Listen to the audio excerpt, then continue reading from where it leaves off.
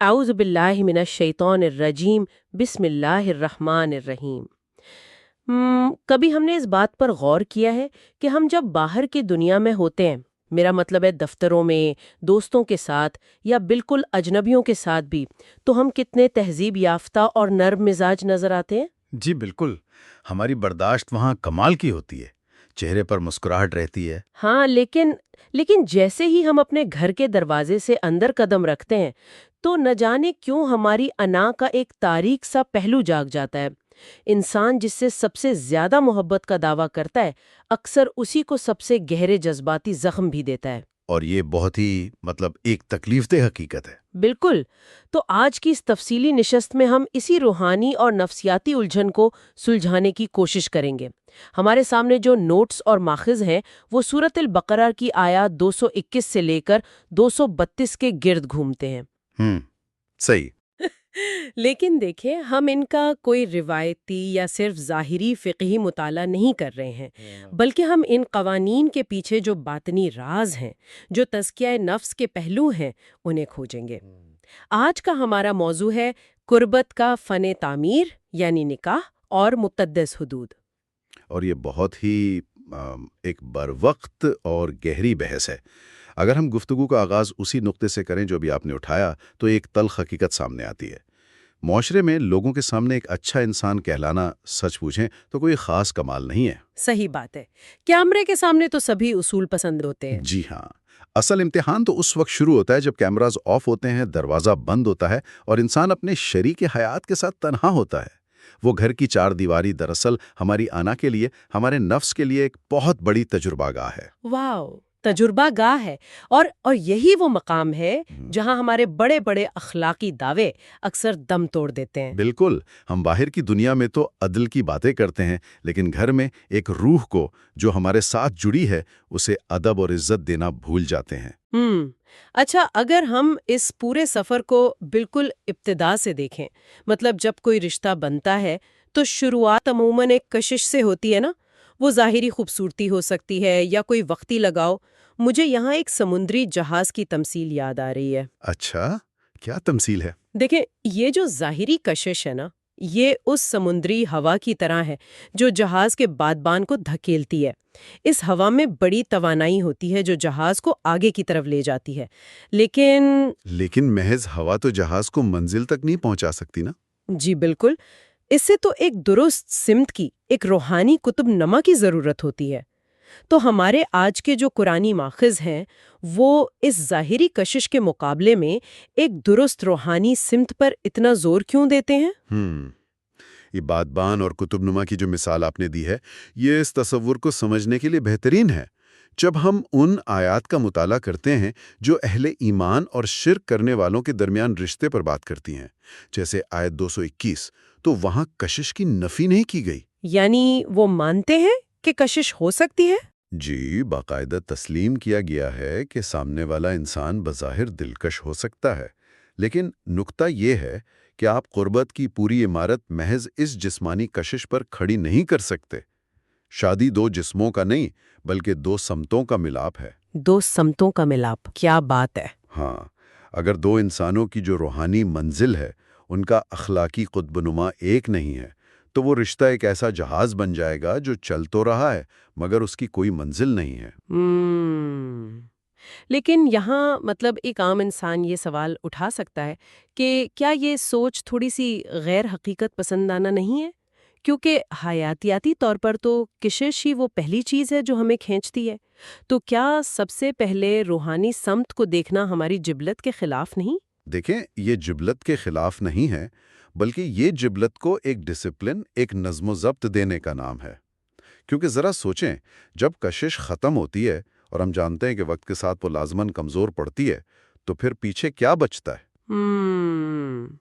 اگر بنیاد صرف لگاؤ پر تھی تو پھر رشتہ بکھرنے لگتا ہے۔ بالکل، اسی لیے ہمارے ماخذ میں امام غزالی رحمۃ اللہ علیہ کا ایک انتہائی گہرا قول موجود ہے۔ وہ فرماتے ہیں کہ وہ محبت جو انسان کو خدا سے غافل کر دے، وہ محبت نہیں بلکہ محض ایک لگاؤ یا ایک لت ہے، ایک اٹیچمنٹ ہے۔ واہ، لت ہے! یعنی یہ دیکھنا ضروری ہے کہ یہ رشتہ انسان کو ارتقاء کی طرف لے جا رہا ہے یا بگاڑ کی طرف۔ اور میرا خیال ہے یہی باطنی فلسفہ ہمیں جسمانی قربت کے ان اصولوں میں بھی نظر آتا ہے جن کا ذکر آیت 222 میں ہے۔ جی، جہاں ظاہری اور باطنی پاکیزگی کی بات کی گئی ہے۔ ہاں، بظاہر تو وہ فقہی احکامات لگتے ہیں کہ کب قربت جائز ہے اور کب نہیں، لیکن ان کا جو اندرونی پہلو ہے وہ چیخ چیخ کر کہہ رہا ہے کہ اپنے جذبات پر قابو پانا سیکھو۔ ایسا نہ ہو کہ انسان اپنی خواہش کے لیے دوسرے انسان کے احترام کو ہی روند ڈالے۔ جی ہاں، یہ دراصل احترام کی، ادب کی ایک مشق ہے۔ جب انسان شدید خواہش کے باوجود خدا کی مقرر کردہ ایک حد پر رک جاتا ہے تو وہ اپنے نفس کو یہ بتا رہا ہوتا ہے کہ میری خواہش اس رشتے میں حرف آخر نہیں ہے۔ صحیح، یعنی سمت طے ہو گئی اور پھر یہ حدود آ گئیں۔ اب اگلا کام اس رشتے میں محنت اور توکل کا ہے، اور یہیں سے رشتے کی کاشت کا مرحلہ شروع ہوتا ہے۔ بالکل۔ یہاں ایک بڑی دلچسپ اور شاید متنازع بحث بھی جنم لیتی ہے۔ ہمارے نوٹس میں ایک جگہ آیت 223 کے حوالے سے شریک حیات کو کھیتی یعنی ہرس کے لفظ سے تشبیہ دی گئی ہے۔ جی، یہ ایک ایسا مقام ہے جہاں اکثر سوالات اٹھتے ہیں۔ ہاں نا، کیونکہ اگر کوئی آج کے دور میں سے پڑھے تو وہ فوراً اعتراض کرے گا کہ کیا کسی انسان کو کھیتی کہنا اسے ایک استعمال کی چیز یا ملکیت نہیں بنا دیتا؟ یہ لفظ سننے میں تھوڑا سا پرانا سا لگتا ہے۔ دیکھیں، یہ اعتراض ہوتا تو ہے، لیکن اس کی بنیادی وجہ یہ ہے کہ ہم نے اس استعارے کی باطنی گہرائی کو مس کر دیا ہے۔ عظیم صوفی بزرگ محی الدین ابن عربی رحمۃ اللہ علیہ نے اس کی جو تشریح کی ہے وہ اس اعتراض کو بالکل جڑ سے ختم کر دیتی ہے۔ اچھا، انہوں نے کیا فرمایا ہے؟ وہ بتاتے ہیں کہ کھیتی کوئی فیکٹری یا کوئی کان نہیں ہے جہاں سے آپ صرف چیزیں نکالتے ہیں یا اسے نچوڑتے ہیں۔ کھیتی کا تصور تو سراسر پرورش، نگہداشت اور توکل پر قائم ہے۔ ایک سچا باغبان زمین کو استعمال نہیں کرتا، وہ اس کی آبیاری کرتا ہے۔ او واہ! یعنی نکالنے مطلب ایکسٹریکشن اور پرورش کرنے کا فرق ہے۔ جی، آپ کھیتی سے کبھی بھی زبردستی پھل نہیں چھین سکتے۔ آپ کو اس کے موسم کا احترام کرنا پڑتا ہے، مٹی کی ساخت کو سمجھنا پڑتا ہے، دھوپ اور پانی کا خیال رکھنا پڑتا ہے، اور پھر جو بیج آپ بوتے ہیں وہی فصل آپ کاٹتے ہیں۔ صحیح بات ہے۔ اگر کوئی انسان رشتے میں مسلسل غصہ، تانے اور شک بو رہا ہے تو وہ اس کھیتی سے محبت اور سکون کی فصل کیسے کاٹ سکتا ہے؟ ناممکن ہے۔ اور اسی آیت میں ایک اور بڑی خوبصورت ہدایت ہے کہ اپنے لیے کچھ آگے بھیجو۔ مطلب قربت کے یہ لمحات محض کوئی دنیاوی تسکین نہیں ہے، بلکہ اس لمحے میں جو نیت ہے، جو مہربانی ہے، وہ دراصل اعمال بن کر خدا کے حضور آگے جا رہی ہیں۔ یہ بات قربت کے پورے تصور کو کتنا روحانی بنا دیتی ہے۔ ہم تو عموماً عبادات کو صرف جائے نماز تک محدود سمجھتے ہیں، لیکن مولانا روم رحمۃ اللہ علیہ کا وہ قول کتنا سچا ہے نا کہ جہاں محبت ہوتی ہے وہاں خدا دیکھ رہا ہوتا ہے۔ بے شک، خلوت کے ان لمحوں میں، کمرے کی تنہائی میں جو اخلاص یا زیادتی ہو رہی ہے وہ خدا کی نگاہ میں ہے۔ اور یہی وہ مسئلہ بھی پیدا ہوتا ہے جب لوگ اپنی انا کی تسکین کے لیے مذہب کا غلط استعمال کرتے ہیں۔ ہاں، جیسے آیات 224 اور 25 میں ذکر ہے، غصے میں قسمیں کھا لینا کہ خدا کی قسم میں اب تم سے بات نہیں کروں گا۔ بالکل، یہ انسانی نفسیات کا بڑا خطرناک پہلو ہے۔ انسان جھکنا نہیں چاہتا تو اپنی اکڑی ہوئی انا کے سامنے خدا کے نام کی ڈھال رکھ لیتا ہے، کہتا ہے کہ اب تو قسم کھا لی، اب صلح کیسے کروں؟ تو قرآن سختی سے منع کرتا ہے کہ خدا کے نام کو نیکی اور صلح کے راستے میں رکاوٹ مت بناؤ۔ خدا تو دلوں کے ارادے دیکھتا ہے۔ جی، اگر دل میں صلح کی خواہش ہے تو یہ جھوٹی انا اور قسموں کا بوجھ اتار پھینکنا چاہیے۔ یہ انا کا مسئلہ ہمیں رشتے کے سب سے کٹھن مرحلے کی طرف لے جاتا ہے، یعنی جب تنازعات پیدا ہوتے ہیں۔ فرض کریں رشتے کی کھیتی میں خوشحالی آ گئی ہے، شدید اختلاف ہو گیا ہے۔ یہاں ایک بہت عام رد عمل دیکھنے کو ملتا ہے جسے ہم جذباتی دوری یا سائلنٹ ٹریٹمنٹ کہتے ہیں۔ جی، اور یہ بہت تکلیف دہ ہوتا ہے۔ ہاں، جدید نفسیاتی ریسرچ بھی بتاتی ہے کہ جب آپ اپنے کسی پیارے کو اچانک جذباتی طور پر تنہا چھوڑ دیتے ہیں تو اس کے دماغ میں وہی حصے متحرک ہوتے ہیں جو جسمانی چوٹ لگنے پر ہوتے ہیں۔ مطلب خاموشی جسمانی تشدد جیسی ہو سکتی ہے۔ یہ واقعی ایک زبردست نفسیاتی انکشاف ہے۔ اور آپ دیکھیں، 1400 سال پہلے ہمارے ماخذ میں ایلا کے نام سے جو بحث موجود ہے، آیات 226 اور 27 میں وہ کتنی گہری سائنسی اور نفسیاتی مداخلات تھی۔ عربوں کا وہ رواج تھا نا کہ بیویوں سے ناراض ہو کر قسم کھا لیتے تھے۔ جی بالکل، وہ قسم کھا لیتے تھے کہ سالوں تک بیوی کے پاس نہیں جائیں گے، نہ طلاق دیتے نہ اپناتے، بس ایک اذیتناک خاموشی میں لٹکا دیتے تھے۔ تو قرآن نے اس خاموشی کو ظلم بننے سے روکنے کے لیے ایک حتمی حد مقرر کر دی جو 4 ماہ ہے۔ لیکن میرے ذہن میں یہ الجھن آتی ہے کہ 4 ماہ ہی کیوں؟ اگر خاموشی اتنا بڑا ظلم ہے تو اسے 4 دن کیوں نہیں رکھا گیا؟ فوراً کیوں نہیں ختم کروایا گیا؟ کیونکہ یہ نظام زمینی حقائق کو بھی تسلیم کرتا ہے۔ ہم انسان ہیں، مشینیں تو نہیں ہیں۔ بعض اوقات غصہ یا دھوکہ اتنا شدید ہوتا ہے کہ انسان فوراً صلح نہیں کر سکتا، اسے اعصاب کو پرسکون کرنے کے لیے فاصلے کی ضرورت ہوتی ہے۔ تو وہ 4 ماہ ایک طرح کا کولنگ پیریڈ ہے؟ جی ہاں، تاکہ انسان غصے سے نکل کر تھوڑا موضوعی انداز میں آبجیکٹو ہو کر سوچ سکے۔ لیکن اصل مقصد یہ ہے کہ اس خاموشی کو نہ ختم ہونے والے ظلم کا ہتھیار نہ بننے دیا جائے۔ 4 ماہ کے اندر اندر فیصلہ کرنا لازمی ہے، یا تو رشتے میں واپس آئیں یا پھر عزت سے الگ ہو جائیں۔ یعنی خاموشی کو سزا کے طور پر استعمال کرنے پر سختی سے پابندی لگا دی گئی، اور یہیں سے باقاعدہ حدود کا تصور بھی سامنے آتا ہے۔ بالکل۔ حالانکہ آج کل کے پاپ کلچر میں تو ہمیں یہ سکھایا جاتا ہے کہ سچی محبت کی تو کوئی حد ہی نہیں ہوتی، محبت کو اندھا ہونا چاہیے۔ تو کیا رشتوں میں یہ حدود مقرر کرنا ایک کاروباری سا انداز نہیں لگتا؟ دیکھیں، یہ دور حاضر کا ایک بہت بڑا المیہ ہے کہ ہم نے بے حد محبت کو ایک آئیڈیل مان لیا ہے، حالانکہ نفسیات اور روحانیات دونوں یہ بتاتی ہیں کہ محفوظ رشتوں کے لیے حدود یعنی باؤنڈریز کا ہونا سب سے لازمی ہے۔ صحیح۔ حد کا مطلب کسی کو دھتکارنا یا دور دھکیلنا نہیں ہوتا۔ حد کا مطلب یہ بتانا ہوتا ہے کہ یہاں سے میرا ذاتی اور روحانی احترام شروع ہوتا ہے۔ جو لوگ یہ کہتے ہیں نا کہ محبت کی کوئی حد نہیں، وہ دراصل لاشعوری طور پر دوسرے انسان پر قبضہ جمانے کی بات کر رہے ہوتے ہیں۔ کیا بات ہے! جب حدود ٹوٹتی ہیں تو محبت ایک جنونی قبضہ بن جاتی ہے۔ یہ بات تو انسان کو جھنجھوڑ کر رکھ دیتی ہے۔ اور اسی قبضے کی خواہش کو توڑنے کے لیے محبت کو ایک ساخت دی گئی ہے تاکہ اس میں رحم اور توازن باقی رہے۔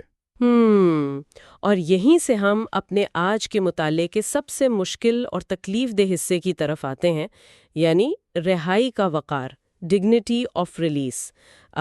ہم سب جانتے ہیں کہ جب سب اچھا ہو تو محبت کے گن گانا بہت آسان ہے۔ جی، وہ تو ہر کوئی کر لیتا ہے۔ ہاں، لیکن جب راستے جدا ہونے کا وقت آئے، جب علیحدگی ناگزیر ہو جائے، تو ایسا کیوں ہوتا ہے کہ انسان اسی شخص کو جسے اس نے بے پناہ چاہا ہوتا ہے سب سے زیادہ ذلیل کرنے پر تل جاتا ہے؟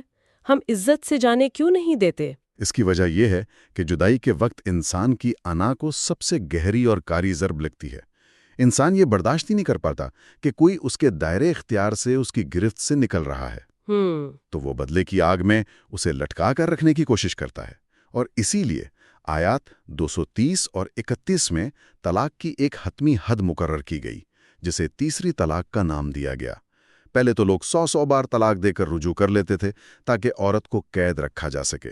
تو اس اختیار کو محدود کر دیا گیا۔ جی، یہ پیغام دیا گیا کہ یہ زندگی کا انتہائی سنجیدہ فیصلہ ہے، کوئی انا کا کھیل نہیں۔ اور پھر جو الفاظ استعمال کیے گئے وہ پوری انسانیت کے لیے ایک سبق ہیں۔ امساک بمعروف او تسریح باحسان، یعنی یا تو بھلائی کے ساتھ روک لو یا پھر احسان کے ساتھ رخصت کر دو۔ احسان کے ساتھ رخصت کر دو، مطلب یہ پڑھنا کتنا آسان ہے لیکن اس پہ عمل کرنا دنیا کا کٹھن ترین کام ہے۔ اس کا مطلب ہے کہ رشتے کے ٹوٹتے وقت بھی آپ دوسرے کی عزت نفس کی حفاظت کریں۔ بالکل، اور صوفیہ کرام نے اسے روحانیت کی معراج قرار دیا ہے۔ مشہور صوفی بزرگ امام کشیری رحمۃ اللہ علیہ کا ایک قول ہے جس پر جتنا غور کیا جائے کم ہے۔ وہ فرماتے ہیں، جس نے عزت و وقار کے ساتھ کسی کو رہا کیا، اس نے در حقیقت خدا کو پہچان لیا۔ سبحان اللہ! اس جملے کی گہرائی تو دیکھیں، یعنی کسی کو قید کرنا نہیں بلکہ اسے عزت سے اپنی زندگی سے جانے دینا خدا کو پہچاننے کی نشانی ہے۔ جی، کیونکہ جب آپ کسی کو عزت سے جانے دیتے ہیں تو آپ اپنے اندر کے اس بت کو توڑ رہے ہوتے ہیں جو یہ سمجھتا ہے کہ یہ شخص میری ملکیت ہے۔ آپ اسے آزاد کر کے واپس اس کے خالق کے سپرد کر دیتے ہیں۔ واہ! اور باطنی زاویے سے دیکھیں تو صوفیہ فرماتے ہیں کہ نسوانیت یعنی دی فیمنن یہ کوئی استعمال کی شے نہیں ہے، یہ تو خدا کی عطا کردہ ایک مقدس امانت ہے۔ صحیح۔ اور اگر جدائی کے بعد بھی کوئی تانے دے کر یا اس کی نئی زندگی میں رکاوٹ ڈال کر اسے نقصان پہنچانے کی کوشش کرے، جس سے آیت 232 میں سختی سے منع کیا گیا ہے، تو وہ دراصل اس مقدس امانت کی خلاف ورزی کر رہا ہے۔ اور جو شخص امانت کی خلاف ورزی کرتا ہے وہ براہ راست حکم الہی سے ٹکرا رہا ہوتا ہے۔ آج کی اس بحث نے تو واقعی رشتے کے پورے تصور کو ایک نیا رنگ دے دیا ہے۔ اچھا، پروگرام کے اختتام کی طرف بڑھنے سے پہلے ہمارے نوٹس میں ایک بڑا ہی منفرد نقطہ موجود ہے جس کا تعلق علم ابجد سے ہے۔ جی ہاں، یہ بہت دلچسپ پہلو ہے۔ ایک جدید ذہن کے لیے نا یہ ہندسوں اور عادات کا علم تھوڑا سا پراسرار یا جادوئی سا لگتا ہے۔ یہ دراصل ہے کیا، اور یہ لفظ نکاح کے حوالے سے ہمیں کیا سکھاتا ہے؟ دیکھیں، علم ابجد کوئی جادو نہیں ہے، یہ قدیم سامی زبانوں کی ایک روایتی اور علامتی سائنس ہے۔ اس میں حروف تہجی کو مخصوص عددی قدریں یعنی نیومیریکل ویلیوز دی جاتی ہیں تاکہ الفاظ کے اندر چھپے علامتی اشاروں پر غور و فکر کیا جا سکے۔ اچھا، تو لفظ نکاح کا کیا بنتا ہے؟ اگر ہم لفظ نکاح یعنی نون، کاف، الف اور ہے پر اس کا اطلاق کریں تو نون کے 50، کاف کے 20، الف کا 1 اور ہے کے 8 بنتے ہیں۔ جب آپ ان سب کو جمع کرتے ہیں تو حاصل 79 یعنی 79 بنتا ہے۔ ٹھیک ہے۔ اب 7 اور 9 کو آپس میں جوڑیں تو 16 بنتا ہے، اور آخر میں 1 اور 6 کو جمع کریں تو ہمارے پاس 7 یعنی 7 کا ہندسہ نکلتا ہے۔ تو اس 7 کے ہندسے کی کیا روحانی یا علامتی اہمیت ہے؟ روحانیت اور قرآنی علامتوں میں 7 کا ہندسہ ہمیشہ ایک ایسے عمل کی نشاندہی کرتا ہے جو مختلف مراحل سے گزر کر ایک پروسیس کے بعد تکمیل تک پہنچتا ہے، جیسے ہفتے کے 7 دن یا 7 آسمان۔ میں سمجھی۔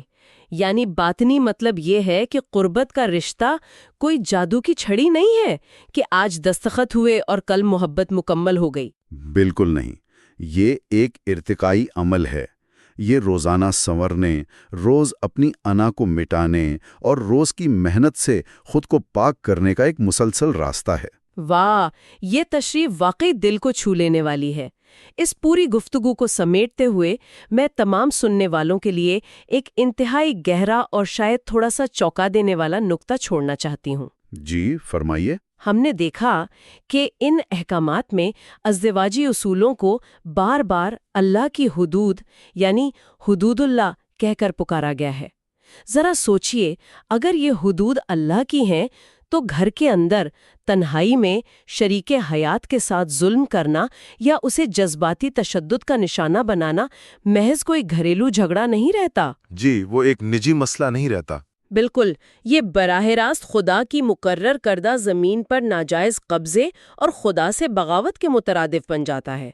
جب ہم گھر کی 4 دیواری میں کسی دل پر ناحق وار کرتے ہیں تو ہم دراصل خدا کی حدود کو پامال کر رہے ہوتے ہیں۔